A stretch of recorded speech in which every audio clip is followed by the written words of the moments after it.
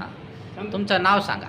हां, ब्रह्मा पुंजाजी बुचके, पुसके. गाव कोणतं? चिखली मलकापूर, म्हणजे भिकाजी महाराजांची. हां, तिवरंग चिखली. हो.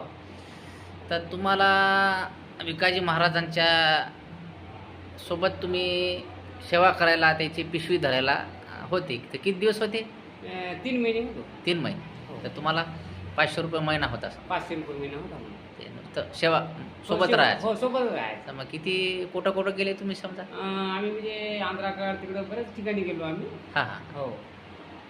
तर एक बार आमच्या गावामध्ये हां, एक कोंडबाजी महाराज हां, भारकर म्हणजे आपल्या समाजात होता. हां, ते आम्ही असं बसलो होतो. त्याने भिकाजी महाराजांची त्याने हे सांगितली आम्हाला कथा, हां, हां, सत्य घटना. हां. म्हणजे त्याच्या जीवनात हो. अनुभव आलेली घटना. हां. हं. तर आम्ही कन्नकवाडीला गेलतो म्हणे. हां, हां, तर कन्नकवाडीला गेलतो म्हणे. हां. तर असा प्रसंग झाला म्हणे, म्हणजे त्या घरी म्हणजे बारसं होतं म्हणे पोराचं. हां, म्हणजे हां. बारसं कनकवाडीला. निमित्तानं भिकाजी महाराजांचं कीर्तन होतं म्हणे.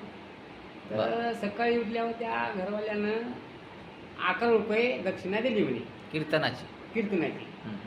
भिकाजी महाराजांना. हां, तर मग पुन्हा सकाळी उठल्यावर त्या घरवाल्या त्या बाईनं ते जे मुलगा असते ना, हं. ते भिकाजी महाराजाच्या मांडीवर दिलं म्हणे. हं. ज्याचा वाढदिवस होता त्याचा. हां हां. तर भिकाजी महाराजाला वाटलं म्हणजे आता आपण काय द्यावं बुवा. हो. तसं खिशातनी हात घातला म्हणे. हं. तर तेच 11 रुपये त्या मुलाला दिले म्हणे. बरोबर. तर मग आता मग गावाकडे यायचं आपल्याला इकडं. हो. तर भिकाजी महाराज गडबड करून राहिला म्हणे आम्हाला. हं, हं. आम्हाला म्हणाला कोण म्हणे, सांगे? हे कोंडबाजी महाराज. हां, सांगितलं. कोंडबाजी महाराज सांगे, हां. मला सांगे. हं, हं. हां.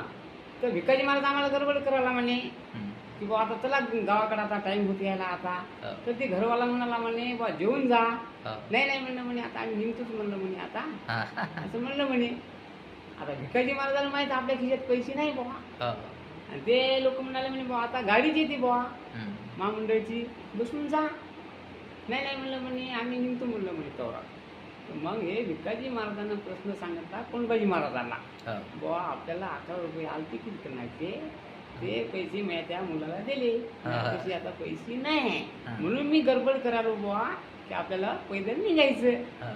तर मग ते त्याच्या सोऱ्याकडे गेला हे कोंडबाजी महाराज. हा. मग त्याच्या सोऱ्याकडून पैसे आणले, तेव्हा हे परत गावाकडे आले. अशी सत्य घटना कोंडबाजी महाराजांनी सांगितली. असं सांगितलं. बरोबर. तुमचं नाव म्हणले? ब्रह्मा बुचके. बरं. हो. ठीक आहे. धन्यवाद. तुम्ही महाराजांच्या जीवनातला हो, सत्य घटना प्रसंग सांगितली. सांगितल्याबद्दल. हो.